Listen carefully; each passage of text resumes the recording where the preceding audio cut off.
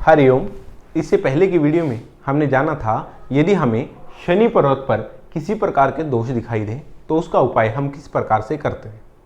तो उपाय की श्रृंखला में ही आगे बढ़ते हुए आज हम जानेंगे यदि हमें सूर्य पर्वत पर किसी प्रकार के दोष दिखाई देते हैं तो उसके उपाय हम किस प्रकार से करते हैं।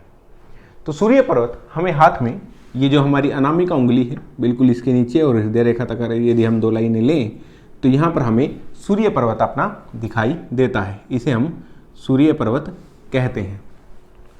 अब सूर्य पर्वत आपके हाथ में अलग अलग स्थितियों में दिख सकता है। किसी व्यक्ति के हाथ में ये बहुत उठा हुआ दिखाई देगा, किसी के में सामान्य दिखाई देगा, किसी के में दबा हुआ दिखाई देगा। कुछ व्यक्तियों के हाथ में आपको सामान्य भी दिखाई देगा और इसके ऊपर शुभ चिन्ह भी दिखाई देंगे, कुछों के हाथ में आपको अशुभ चिन्ह भी दिखाई देंगे। तो ये अलग अलग स्थितियों में अलग अलग व्यक्तियों के हाथ में हमें दिखाई देता है। तो इसके उपायों की जब हम बात कर रहे हैं तो सबसे पहले आपको सूर्य पर्वत की स्थिति, उस पर दिखाई देने वाले चिन्ह, इन सब बातों को जान लेना जरूरी है, जिसके बारे में मैं वीडियो बनाकर आपको बहुत पहले से ही बता चुका हूं। इन सभी विषयों पर मैंने अलग अलग वीडियो बनाकर आप लोगों को बताया है। आप वहां से वो वीडियो को पूरे चैनल के पेज पर जाएं और वहां से वो वीडियो आप देख लें। तो यहाँ पर अभी मैं आपको सूर्य से संबंधित उपायों की जब हम बात कर रहे हैं, क्योंकि हमने अब शुरू क्या किया है, जो विषय है वो है उपाय, तो इसी को आगे बढ़ाते हुए मैं सूर्य पर आया हूँ आज। तो सूर्य पर्वत के संबंधित उपाय हम किस प्रकार से कर सकते हैं। तो सूर्य पर्वत के संबंधित उपाय जब हम बात करते हैं तो इसमें आता है एक माणिक्य रत्न, माणिक्य रत्न जिसे हम माणिक भी कह देते हैं। माणिक्य रत्न जो है इसको धारण किया जा सकता है किसमें, अनामिका उंगली में। अनामिका उंगली में माणिक्य धारण करने से सूर्य की शक्तियां बढ़ती हैं। अब ये डिपेंड करता है कि आपके हाथ में सूर्य किस प्रकार का है।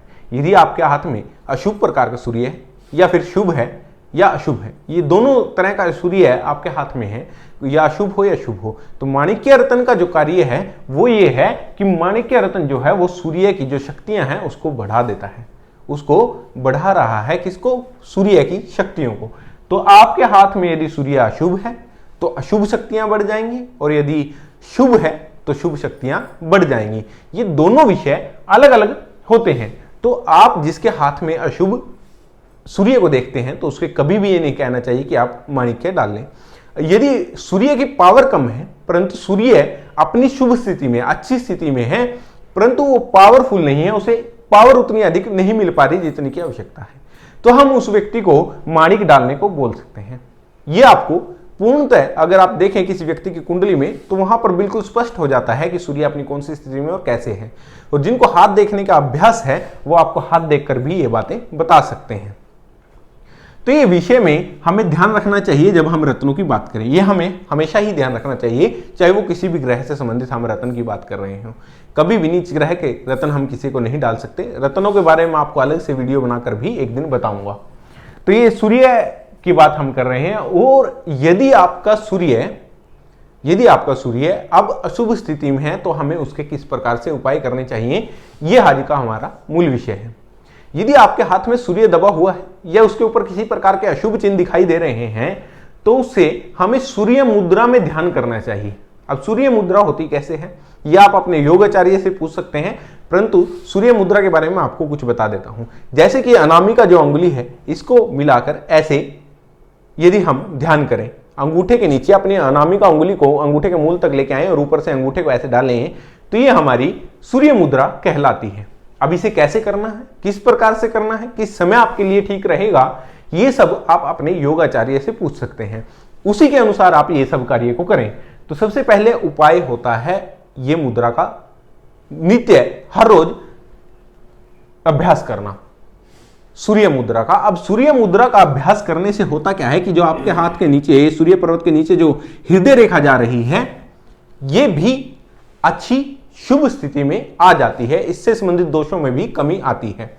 अब यहीं पर शुक्र पर्वत संबंधित दोषों में भी कमी आती है। शुक्र अपने आप में उठने लगता है, जिससे आपके दूसरों से जो संपर्क है, जो आपसे मित्रता के संबंध है या किसी प्रकार के कोई संबंध है, वो सुधरने लगते हैं।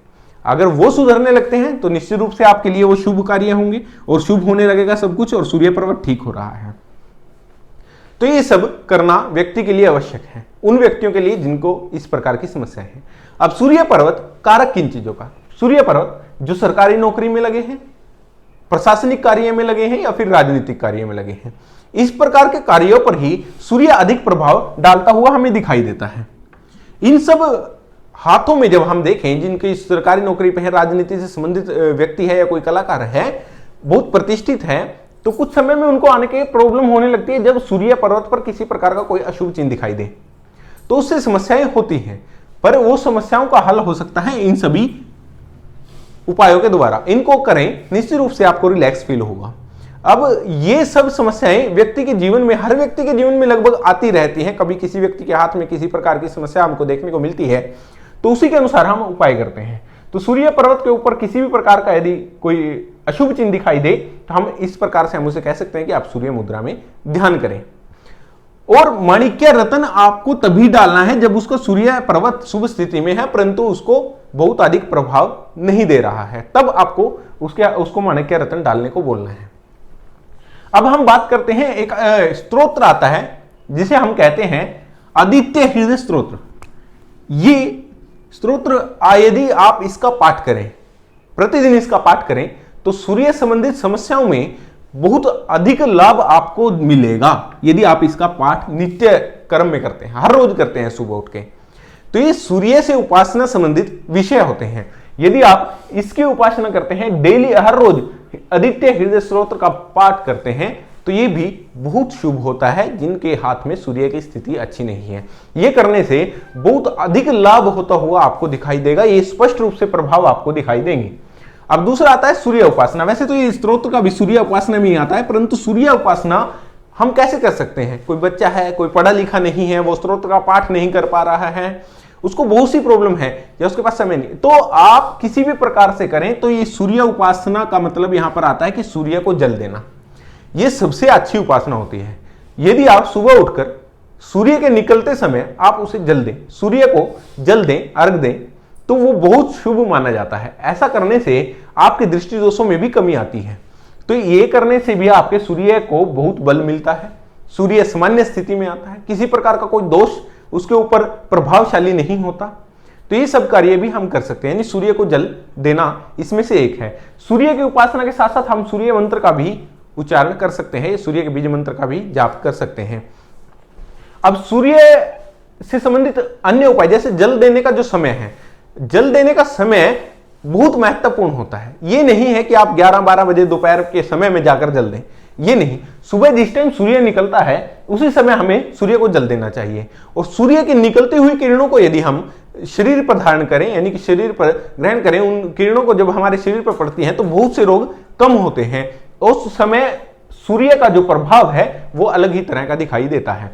तो हमें सुबह के समय में ही ये सब कार्य करने चाहिए, सूर्य उपासना। अब इसमें एक विषय और आता है, क्योंकि सूर्य पिता का कारक है, तो ऐसे व्यक्ति जिसके हाथ में सूर्य अच्छा ना हो, सूर्य ठीक ना हो, उसे अपने पिता से मिलजुल कर रहना चाहिए, उनकी बात माननी चाहिए। दूसरा, उनकी सेवा करनी चाहिए। तो किसी भी प्रकार से अपने पिता के साथ विवाद ना होने दें, इस बात का विशेष ध्यान रखें। किसी भी प्रकार से अपने पिता से कोई असहमति ऐसे व्यक्ति को न हो, न कोई विवाद पैदा ना हो, अपने पिता के प्रति उसका सम्मान बना रहे, ये उसके लिए बहुत आवश्यक है, क्योंकि सूर्य यहां पर पिता का कारक भी माना गया है। तो ये सभी उपाय जो हैं वो सूर्य को विशेष रूप से प्रभावित कर रहे हैं। तो आप जितने भी ये उपाय करेंगे उतना आपको लाभ प्राप्त होगा। आप अपने हाथ को ठीक से देखना नहीं जानते तो आप किसी आचार्य से संपर्क करें, तो वो आपको बताएंगे। यदि आपके पास आपकी डेट ऑफ बर्थ टाइम है तो वो बहुत अच्छा है, आप उनसे मिलें और उनसे बात करें सूर्य के बारे में, तो आपको पूर्ण रूप से सूर्य के बारे में बता देंगे। तो ये सब कार्य जो हैं, ये सब उपासनाएं जो हैं, ये हम उपाय की बात कर रहे थे, ये कर रहे थे जब सूर्य पर्वत दबा हुआ हो या किसी प्रकार का अशुभ हो। शुभ सूर्य पर्वत कम पावरफुल होने पर अलग तरह के उपाय होते हैं, ये सभी मैंने आपको बताए हैं। अलग अलग तरह से माणिक्य रत्न कब डालना चाहिए, मुद्रा कौन सी करनी चाहिए, ये सभी कार्य आप कर सकते हैं। इसमें किसी प्रकार की कोई समस्या नहीं है। यदि आप केवल उपासना करते हैं और आपके हाथ में सूर्य पर्वत शुभ स्थिति में है तो भी आपको लाभ होंगे। यदि आपके हाथ में अशुभ स्थिति में है तो भी आपको लाभ प्राप्त होंगे। मतलब कि जो ये मैंने आपको तीनों, ये जो यहां पर दो सूर्य उपासना, आदित्य हृदय स्तोत्र इत्यादि जो पूजा के बारे में बताया है, सूर्य सुबह उठकर सूर्य को जल देने के बारे में बताया है, ये तभी नहीं करना है जब आपका हाथ में किसी प्रकार की सूर्य संबंधित समस्या हो। आप इसे रेगुलर भी कर सकते हैं। आप सूर्य को जल देना हर रोज भी कर सकते हैं, चाहे आपका सूर्य अच्छा हो या फिर बुरा हो। आप इसे प्रतिदिन कर सकते हैं। निश्चित रूप से ये शुभ प्रभाव ही आपके जीवन में डालने वाला होगा।